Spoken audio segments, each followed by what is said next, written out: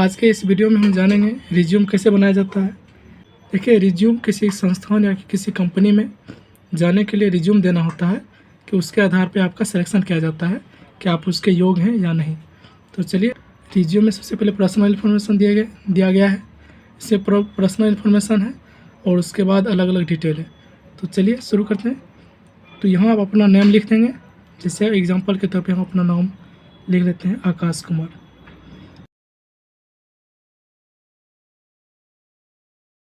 ये आप इस टाइप का भी लिख कर दे सकते हैं। वैसे अब ये ज़्यादा चलता नहीं है, लेकिन फिर भी अगर आप देंगे तो ये भी लेंगे। ऐसा नहीं है कि ये ख़राब लगता है या ये पढ़ने में नहीं बनेगा, तो ऐसा कुछ नहीं है।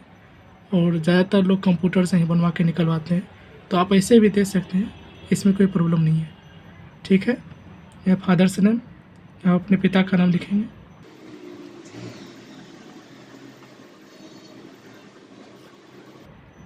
यह डेट ऑफ बर्थ, आप अपना डेट ऑफ बर्थ डालेंगे।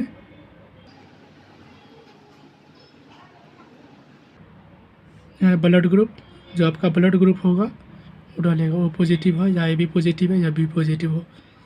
यहाँ पे एड्रेस दिया गया है, तो एड्रेस जहाँ आपका पड़ता है वहाँ दे दीजिएगा। जैसे यहाँ गांव का नाम, यहाँ अपने पोस्ट ऑफिस का नाम, यहाँ पुलिस स्टेशन थाने का नाम, और यहाँ डिस्ट्रिक्ट दे दीजिएगा। जैसे यहाँ एग्जांपल के लिए मान लीजिए खगड़िया,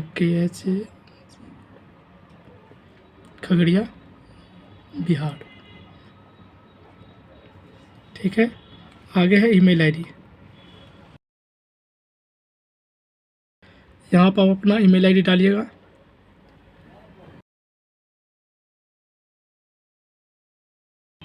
ठीक है, उसके बाद जेंडर डाल दीजिए। उसके बाद कॉन्टैक्ट नंबर दे दीजिएगा।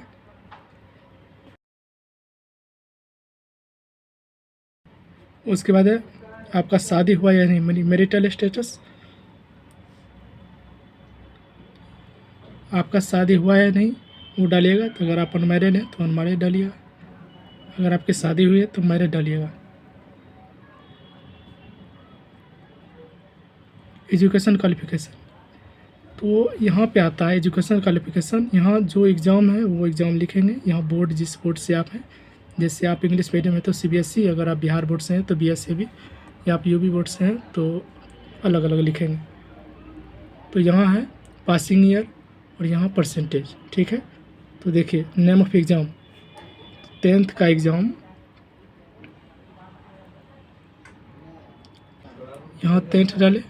आप किस बोर्ड से किए हैं तो बिहार बोर्ड, BSAB। अगर आप इंग्लिश मीडियम से तो यहाँ CBSE डालिएगा।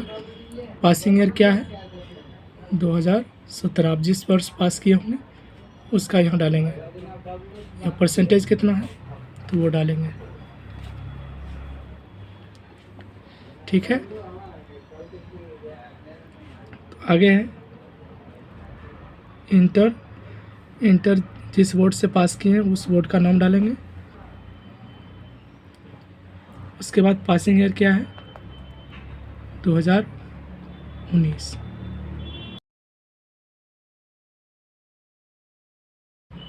यहाँ पासिंग ईयर 2019 है। परसेंटेज, उसके बाद अगर आप BA किए हैं या ITI किए हैं तो ITI का डालेंगे। ITI किस बोर्ड से किए हैं, SCBT या NCBT, NCBT से किए हैं तो NCBT डालिएगा, या SCBT से SCBT डालिएगा। कब किए हैं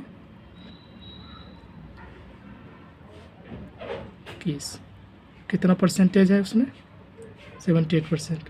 अगर आप BA किए हैं तो BA का डालिए। जैसे ग्रेजुएशन यहाँ लिख देते हैं।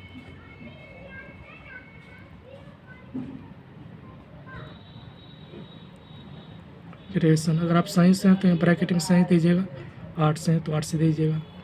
किस यूनिवर्सिटी के हैं, पाटलिपुत्र यूनिवर्सिटी PU देते हैं, या आप जिस यूनिवर्सिटी से किए होंगे वहाँ ही डाल दीजिएगा। जैसे मुंगेर यूनिवर्सिटी से है तो MU डाल दीजिएगा। अगर आप मिथिला यूनिवर्सिटी तो MU डाल दीजिएगा। किस वर्ष पास हुए हैं 2024, कितना परसेंटेज है वो डाल दीजिएगा। अगर आप PG कर रहे हैं तो लिख दीजिएगा, अगर नहीं कर रहे हैं तो ये छोड़ दीजिएगा। तो अदर क्वालिफिकेशन है यहाँ।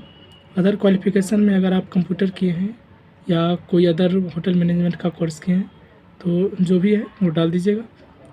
अदर क्वालिफ़िकेशन में हम ATCA डाल देते हैं, ATCA DCA किए हैं तो DCA डाल दीजिएगा। कंप्यूटर टाइपिंग,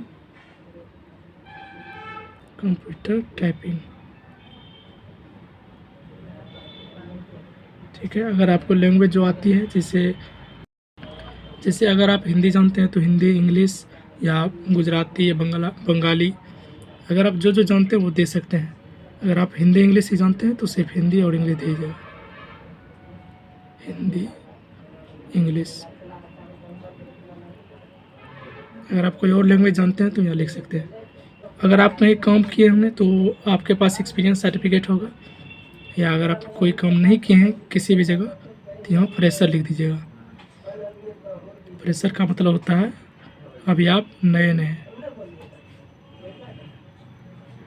ठीक है। तो अगर आप इतना दे देते हैं, कंपनी का पूरा आइडिया लग जाएगा कि आप कितना तक पढ़े हैं, आपके पास क्या सर्टिफिकेट है, आपके कहाँ काम किए हैं।